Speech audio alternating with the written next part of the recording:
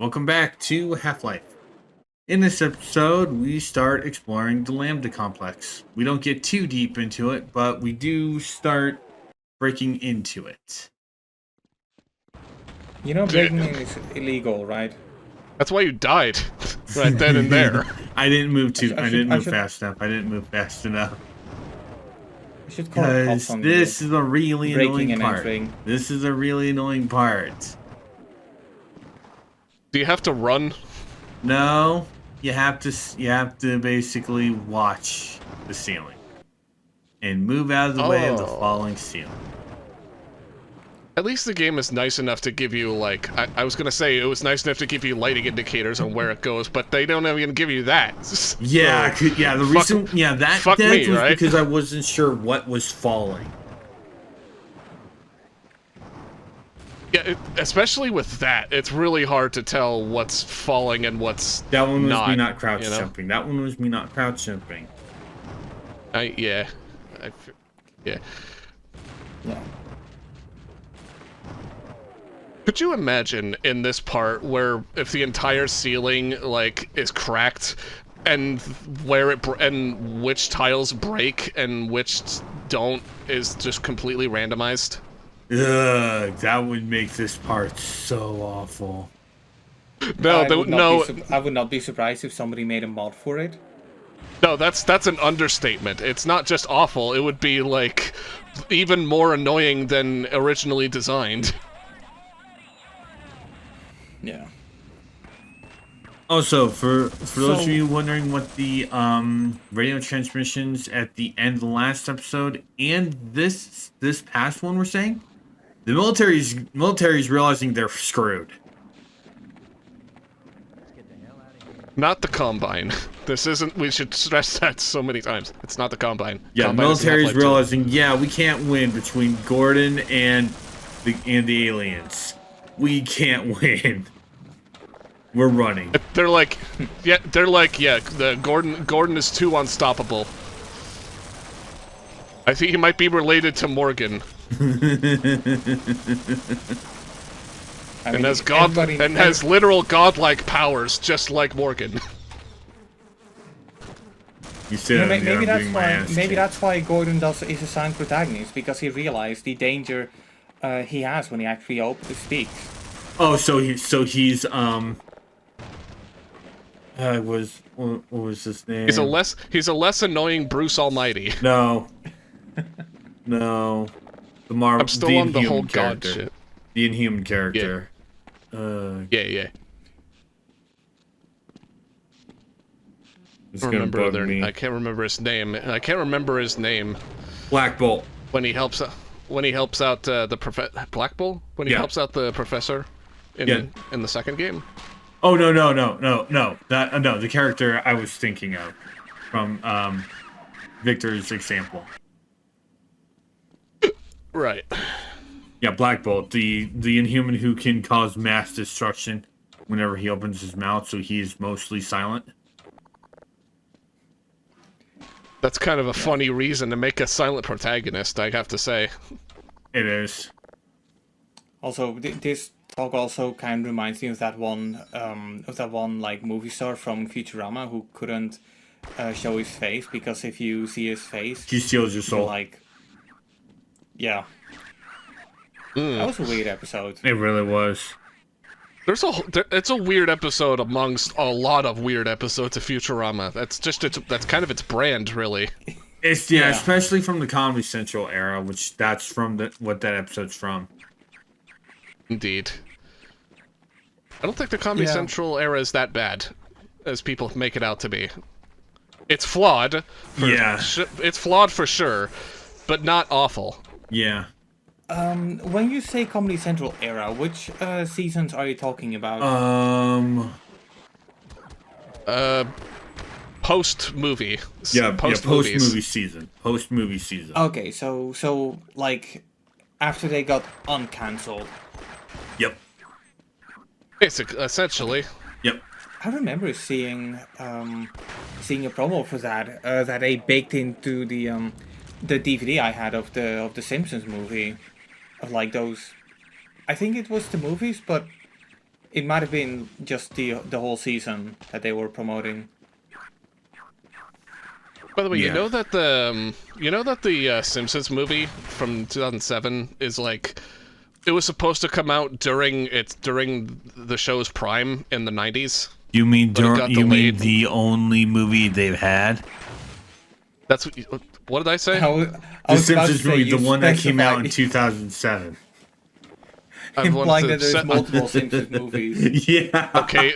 Okay. It does say it does say the Simpsons movie. I'll give you that. That's my bad. But anyway, it was supposed to. It was the production started during like the early 90s, and it was supposed to come out during like the late 90s. But I guess it got delayed numerous amounts of times for some reason. I can't remember. Yeah, and if I recall correctly, Matt Groening returned as a writer for the movie, correct? Yeah, because production of the movie didn't go anywhere without Matt. Yeah. So they had to bring Matt out to help streamline it. Help streamline it. Yep. Which is why it took so long. Which is why it feels like it should be like it feels like it should be a movie in 1997 instead of 2007. If you know what I mean. I mean, I do feel like the movie itself is pretty timeless. Yeah, the movie's not bad. It's a good movie. It's a good movie. I just wish that it just doesn't really belong in that current era of. It didn't belong in like the 2000s era of The Simpsons, like at all. Yeah, because that was where they were kind of just going. They were just kind of going through the direction. motions. Yeah. Yeah. That's when they were going through the motions, but nowhere near as bad as how SpongeBob went through the motions. I mean, I don't. The first time, but whatever. I don't even think that SpongeBob ever necessarily got bad. It just wasn't as good. Yeah. I honestly beg to differ. The later seasons post first movie are some of the most atrocious shit I've ever seen. Yeah, I mean, look. To be fair, when I think about cartoons, my mind kind of goes to stuff like, Teen Titans Go, or just any like awful modern kind of stuff you would find on Cartoon Network. I don't think that SpongeBob ever got like that bad. I don't think that SpongeBob ever was bad. I just think it had seasons where it was good, where it was great, and it was just mediocrely okay. Yep. It was another popular show that fell victim to seasonal rot. Yep. Just like The Simpsons. I don't know. I do want to. I will actually like binge SpongeBob, but the problem is the only sites where I can actually do that are the kinds of sites that I refuse to go to because, I want to pay for my stuff. Another so essentially anywhere that isn't Paramount Plus, essentially. Well, I feel like if I want to binge SpongeBob, Paramount Plus would be the best place to go, but it's the only like legal place to do it. Yeah, I just find it weird how it's a Paramount. Well, I think it's a Paramount show. Viacom, Nickelodeon. That's Nickelodeon, Paramount, yeah. Right? Mm-hmm. Well, yeah, Nickelodeon's part of Viacom, yeah. Yep. So then, why do they work together with Netflix for SpongeBob movies? It's a partnership agreement. It's a partnership with two competitors. Yeah, exactly. It's to make it so that Netflix and Nickelodeon get some kind of royalty check at the same time. Yeah. But yeah, to be fair, it's a complaint because it makes it confusing. It's not a complaint as in, I don't have Netflix because, hey, I'm still mooching off my cousin's account. Da da da da da da da. So yeah, all it really takes is me getting like a trial period, a month of Paramount Plus, and I can just I can just watch SpongeBob, and if I want to, I can watch the movies. Or if I want to, hey, if I have an account anyway, I might as well watch the Knuckles TV show. Or better yet, just find like the full box sets of frickin' SpongeBob on DVD on eBay. I think that's a North American mindset you're talking about. Because I did have SpongeBob DVDs, but we never had them sold as SpongeBob Season 1. We just had it just had compilations. Right? We just had compilations, yeah. Yeah, so did we. We get 10 episodes per DVD. So did we. Oh. Yeah, that's rude. Yeah. But it was never clear which seasons were like those episodes were part of. And I kind of feel like that's by design. Because if you sell the whole series, then hey, people have no reason to watch Nickelodeon again. Because I would not be surprised if that was the very same reason why people were tuning into Nickelodeon. There's a way to tell what season which episode that the episodes on those compilations are from, just from the looks of it. I'm not really that much observant when it comes to that kind of stuff. Luckily, even though I'm not really a fan of, using the internet to watch those episodes, I am a fan of using the internet to make like a spreadsheet, which episodes are in which season. Or just go to fandom, because fuck them. Just look. You can like look somewhere that does have an actual like accurate spreadsheet on what episodes on any show are from. Yeah. If it gets to the worst, I can always just consult Gemini. I mean, it allowed me to sort my list of cars in Grand Theft Auto. I'm sure it can help me compile a list of which episodes of SpongeBob I've already got and which ones I don't. That sounds so dystopian, as the way you say that. Probably because it is dystopian, actually. Yeah. And to be fair, I probably don't need to use Gemini for that. But it's the most the most use I've ever had of any AI program. That's not saying a lot. No. That's like saying I used like 100 hours of ChatGPT, which is not a flex you should ever say. Which is not a flex, by the way. Yeah. The only fun I've ever had with ChatGPT, and Ben can verify this, is when I asked it to recast the Shawshank Redemption.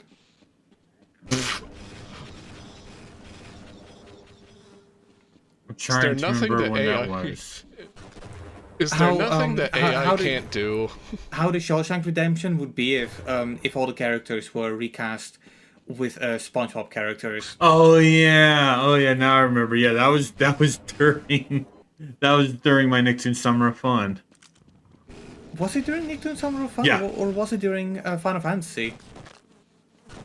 That seems one more of like those a two. One of those two, actually. No, that seems more like a Summer of Fun thing to do, because first of all, Nickelodeon Summer of Fun. Yeah, but here's the thing. I wasn't really there a lot for Summer of Fun. What I was there a lot for was Final Fantasy 15. Yeah, that's the thing. I did partake in Summer of Fun a little bit.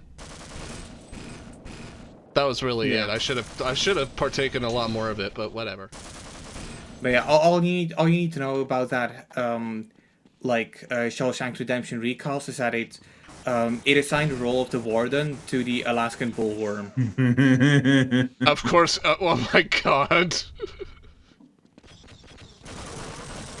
You know, I keep thinking, like, logically, like, how would you go about recasting the entirety of Shawshank Redemption with SpongeBob characters? But then I remembered that you put it as a prompt in ChatGPT, and then that would just give you their response to it. And now I'm just trying to think of what that would say, and it's making my head hurt. Actually, no, it's not. Yeah. Actually, it's not making anything hurt. What am I saying? Man, hey, to give the AI credit, it gave me something to remember. Yeah, it gave you something to laugh at. Mock. Yeah. We have Do you finally imagine made it to the Lambda complex. Oh, it's one of these kinds of sequences. Yep. Yummers. Let me guess. This moving platform, you're gonna have to deal with a bunch of enemies that will try to swarm you. From every which way.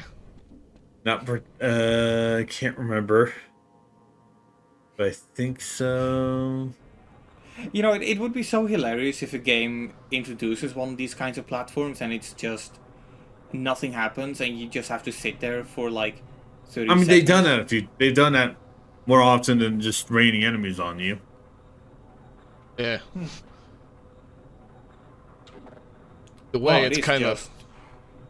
It is literally just an elevator that goes down. All right. With a truck by you. With a truck, yeah. Yeah, there's no reason for the truck. There's no reason for this truck. Hey man, the game wanted to give you a friend for you to go down with. Revolver's my friend. Revolver's my friend. Yeah, well, the truck is now your friend. Is now your friend too. So. No. The truck is your version. Truck is part of the military. I was about to say, the truck is now your version of the companion cube. No. Look. No, that's Crowbar. Crowbar is the Half-Life equivalent of the companion cube. But you can't. But it's not. You can't jump on the crowbar like a platform. The crowbar crowbar is with Gordon through thick and thin. Nate, as somebody who played Euro Truck Simulator, the truck will always be my friend. I know he's your friend. Like, you're already friends with the truck. I don't know. I don't know what I'm doing. You're trying to ship us with a truck. No, I'm not trying to ship you with a truck. You did that yourself, honestly. No, you didn't do shit, actually. I wasn't trying to ship anyone with a truck. I was trying to befriend a truck. It's our old friends, the Stealth Squad. Because we need to bring these bastards back. Oh boy, ninjas! Woo! And that's ninjas with a G and not a J. You have that backwards. Yeah, I know. Wait, what? wait. You said G with a. You said ninjas with a G, not a J. You know, if you replace the J, a ninja with a G, it would sound totally wrong. Yep. And offensive. Yep. Also, before he died, or before he reloaded the save, were you trying to, like, snipe them with a shotgun? Yes. Hey man, shotgun is some good shit. Shotgun is powerful. Yeah, but it's not long. When you're at close range. This ain't fucking Roblox. I was about to say, this ain't Doom. Where it has there's no hit scan in a fully 3D game. And not a pseudo 3D parallax game like Doom. Where it has hit scan.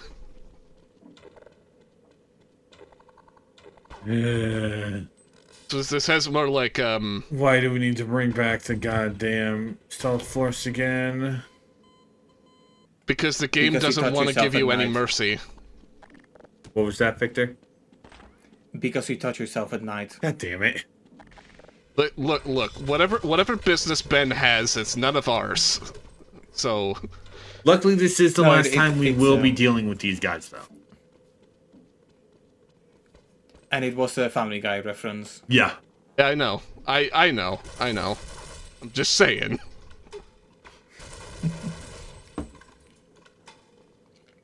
How many of these guys are there? Usually? I think that about 3.